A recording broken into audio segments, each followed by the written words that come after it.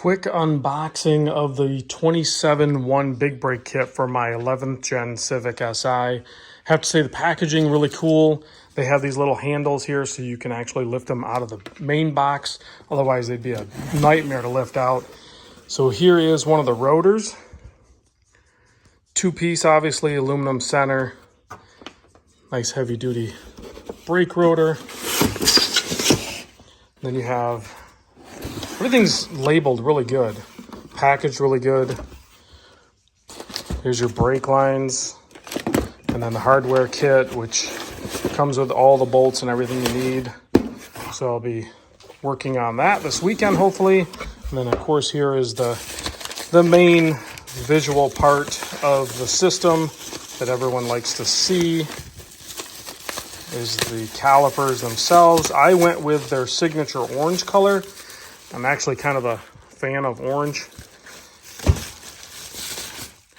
Let me get this out so I can show you. There we go. It's a nice, it's not a super vibrant orange. It's actually a really good orange. I don't know if that's a correct definition of an orange, but it's a very good orange in the sense that it's not overly bold, I guess. Looks like they sent it loaded with some padding there just to keep the pistons pressed in.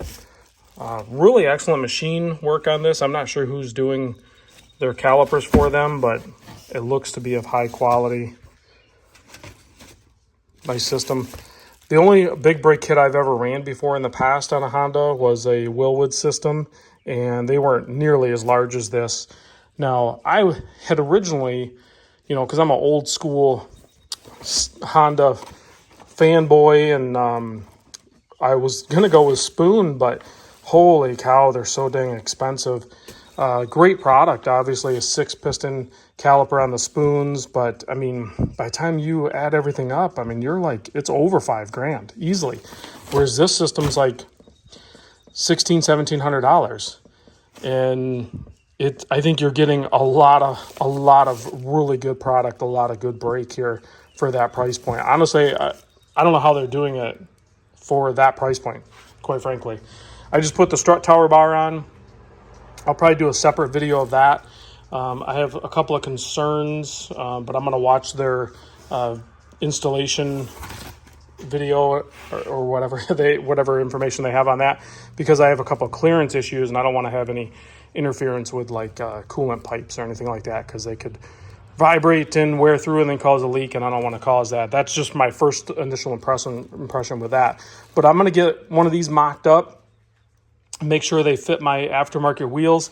For factory wheels, yeah, I think you're definitely going to have to run at least a 10 millimeter spacer.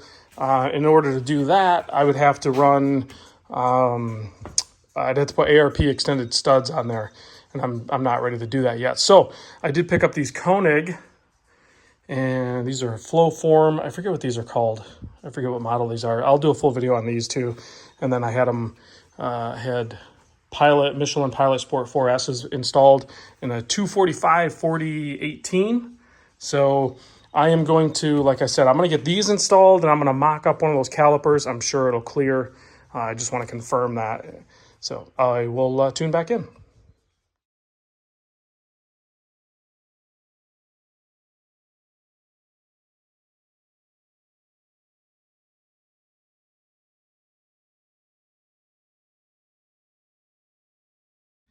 Well, I'm an idiot. I'm the guy that didn't print off the fitment guide online and double check it before I went ahead and ordered the product. And it clearly doesn't fit. It definitely hits. These are a slightly more, these are 18 by 8.5 with a 30, I forget what the offset is. I'll put it in the description, but they definitely don't fit. So I think what I'm going to do, which I kind of wanted to do anyway, I think I'm going to put the ARP extended wheel studs on and then just run a 10 millimeter spacer. I'll be fine with that. And then if I do that, then I can also run the stock wheels with these brakes. I'm fairly certain. I'll have to confirm that, but that'll give me more options. So stay tuned. .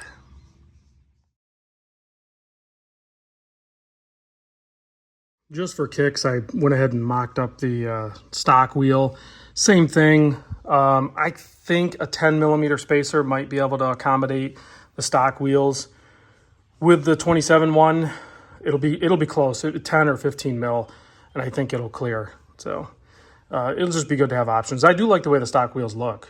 I just didn't like the Goodyear tires that came on it. So at least one good thing today is my hub centric rings are here. So I can put the wheels on. So, and I'll put the specs of these in the description and where I got them. But those go there, or you can put them on the wheel, either way.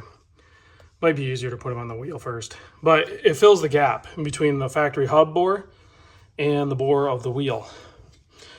And these are aluminum. You can get them in plastic, it doesn't really matter. But you can see that just makes the wheel, everything fit better or properly. So, and they're not very much money. Definitely get them if you're running aftermarket wheels. There's really no excuse not to get them.